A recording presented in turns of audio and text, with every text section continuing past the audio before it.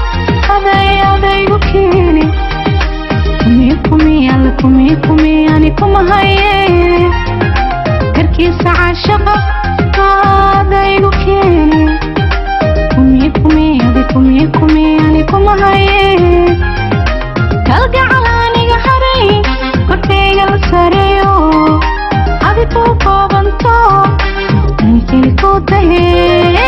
kalgacal aniga haray korkayga la sareeyo adigu koobanto